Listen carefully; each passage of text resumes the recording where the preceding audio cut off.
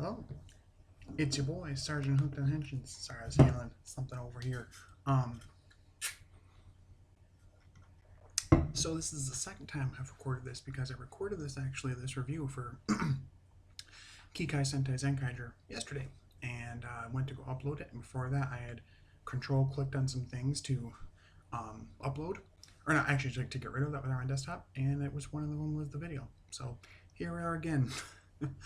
Anyway, episode 13, Zenkaiger, was overall pretty good. Not as strong to me as the last couple episodes, but still a fun episode that still is adding a lot to the drama between the core team and Zox, the core team Zox and Stacy, and all of them together, you know. Mainly it was a focus on Zox and Gawan. The main part of it has this recycle world monster that's able to turn humans into kudaks, the like foot soldiers. And it was a really interesting power for him to have narratively because um, the team is trying to fight them, really just trying to push them away and not hurt them, knowing that they're people. Especially Gawan is like, no, please don't want to hurt humans, because that's his whole thing. Um, and then Zoc comes in like, why are you guys having trouble fighting Kudak? Come on. And he like goes in and starts beating the shit out of them. And they're like, no, no, stop, they're humans. And he like doesn't quite believe them or care really. And he keeps like doing his thing and they have to try and stop him. And I think that's the point where they use the Decker Ranger gear and it ends up being giving them the handcuffs that Decker Ranger uses and putting them on Zox. And Zero like, take them away. Yeah, take them in. Which is funny because in Gokaiger, a similar thing happened with the Decker Ranger tribute episode. They had, I believe the Yellow, I think, put handcuffs on Marvelous. So just kind of funny it happened to Zox also. But anyway, so after that, we find out that Zox is trying to find the SD-Topia gear. I'm assuming coming up in some episode that's going to be in the main plot. Is going to be, for an episode, is going to be, sorry about that, him using that gear to go back to the SD-Topia world and somehow trying to reverse what happened to his brothers. I don't know if they're going to completely do that or if they're going to kinda, and something's going to happen. Also, it would mean he would lose his mecha, so I don't know how they're going to pull that for sure, but that's his goal. So he thinks, well, whatever, I didn't really care about beating up these people because they were dropping Tojir gears and one of them might be the one I need, so I might as well kick all their asses. So yeah, he wants to stop Twitch Tendo, but for his own reasons. And I think as we go on, I'm thinking that he's here and there is having moments where he stops and he's like, huh? And kind of doesn't understand when they call him out on like being too destructive, being aggressive, whatever it may be. So, yeah, so that's his whole goal. And so they decide to go out and tickle some of the Kudaks. It's so goofy. They have these like feather dusters and stuff. They're trying to tickle them to get them to drop the gears. And at one point, they're running all together and transforming as they run and doing their roll call as they run, all out of breath, which is a really, you gotta watch the episode. If you haven't watched it, you gotta watch it. And this is clearly spoilers for that. But anyway, super funny. Vroon even turns to his like vehicle form and gets them up like closer to where the action is. But yeah, so they fight the Recycle Monster here and there. Brashitara is with them as well. Of course, Stacy and Ijarud are in the back and are kind of more closely working together because they both have like a shared like kind of hate for Brashitara. He's kind of like being brash, which is the first few letters in brash. You know. Anyway, he's kind of being brash, acting like he's like so much better than Stacy and Ijarud. And so that's why I think Ijarud helped make Stacy the battle Caesar Robo or whatever. And so you kind of seeing that little pull away. I feel like I have a theory right now, and I might be wrong. For a future video, come back to this review and comment that I was wrong. But I have a feeling that we're going to get near the end game. It's going to be Ijarud at the top or Rashitar, one of the two, maybe a combination. I don't know. And the boss person right now, he's going to be gone because he doesn't seem like a threat. He doesn't really do much except for get angry and slam his fist on the ground, and that's it. So I feel like we're going to get something where he's going to get taken out of the picture. His power get assimilated into either Ijarud or Brashitara, and that'll be the end game person. And that Stacy is going to have to decide to keep helping or to like fall more on the human side and more on the side of his mom, whoever his mom may be. There's theories right now that he's somehow a stepbrother of Kaito, like that Kaito's mom was taken by Brashitara and then they had kids somehow. I don't know how that's going to work out. Unless they do some kind of weird thing where his dad was Kaito's dad was captured and made into a robot, but that would still make Stacy his real brother, not his half or step. But anyway, so we go on with the plot here. I want to say it's Zox that ends up destroying the monster. I'm pretty sure. Anyway, so they beat the normal version of Recycle World. Then they get big. This is where it gets funny. So Recycle World monster gets big, and he creates 4 copies of other previous monsters. I think it was Sushi World, Trash World, I think Ice World, and one other one I can't remember. But he does a freaking Sentai pose with them, and they call themselves like something about um recycling Sentai Recycle Gar or something like that, or it's something. It's they do a pose and everything. The show is just, I love it. It's such a hot mess, but I love it. Um, so we got Vrumajin and Zero fighting it at first and not really doing as much damage and stopping it. They're trying to fight off the other ones and destroy the main one. Because they destroy the main one, then all the people will go back to normal that are being made into Kudaks. Um, and so Zox comes in, and Rikki this time, instead of Katanar, wants to join the fight. So we get TwoKai-Oh Rikki, and it's a O-Ranger based robot, has the Gatling gun arm, crocodile arm, and its final attack, he does like a little circle with his little Gatling arm, and it has a circle with, it looks like a clock, but with the symbols of the O-Rangers on it. So the triangle, oval, the 2 lines.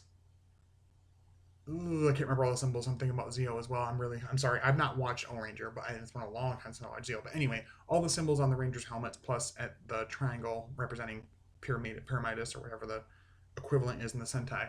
And then all those things go flying on him, and then it gets crushed by Pyramidus as well. It's pretty cool. There's another follow-up attack, too.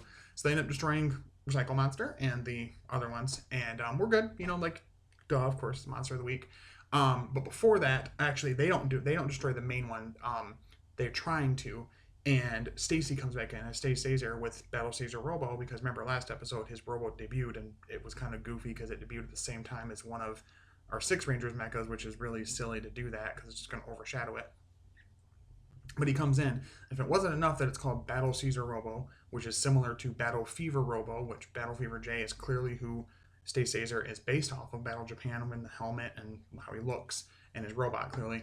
It does an inverse version of Battle Fever Robo's final attack. I found out somebody compared it side by side, and Battle Fever Robo does it like this, with the arms circling upwards and then shooting off its arms as like rockets, and Battle Caesar Robo goes like this, backwards, goes down, and then center, shoots it at, destroys the monster, basically just to screw with Rashitara and show that they're still trying to fight the Zenkaigers, but in their own way kind of thing. So anyway, that happens. So we're all good. It releases the people, blah, blah, blah. And we get a bit more back and forth with Gawan and Zox, and him telling him that he still really cares about people and that he should too, and blah, blah, blah. And Zox reiterates again, I told you guys, all I care about is treasure from this world. The people of the world, they're not my concern. I'm thinking that's going to change at some point. I'm hoping that it does. It's starting to just get a teeny bit long and drawn out that he still is a jerk about people. Next episode is apparently this duel between him and Kaito that gets interrupted by Stacy, and then they fight together against Stacy. They join forces. And I think from the scans we saw, it showed Stacy use the Battle Fever J, not Battle Fever J, sorry, the Jaka gear, and then Zox also uses it and gets the power of Big One, which a lot of people thought Zenkaiger was based off of. He's not. And controls the makes the dark versions of them turn and basically fight Stacy. So I think that's kind of cool, seeing how the powers interact with each other. Also of note, in the fight with the recycled monsters thing with Recycle World, where we brought back the other Kudai test monsters, they use just like how the main team can do that thing where they do the attack with the giant Geertlinger, the team attack with the cannon. They do it with the Gear Tojinger, which is kind of cool. It didn't destroy the team, clearly, but it did screw them up a little bit. And it's kind of funny. It's a little, to me anyway, it felt like a little on-the-nose little thing, that Sentai and Power Rangers also, to a greater extent, reuses their monster suits. So, recycling the suit kind of a thing, or kit bashes in Kamen Rider. So I thought that was kind of a funny thing. But overall, a really entertaining episode. Again, I enjoy Zox. I enjoy Flint. The SD Bot Bros. I love them. I love their dynamic with the team. I want there to be an endpoint to him being no, I'm not going to join you, blah, blah, blah, even though we have the same exact goal pretty much, blah, blah. Just stop it.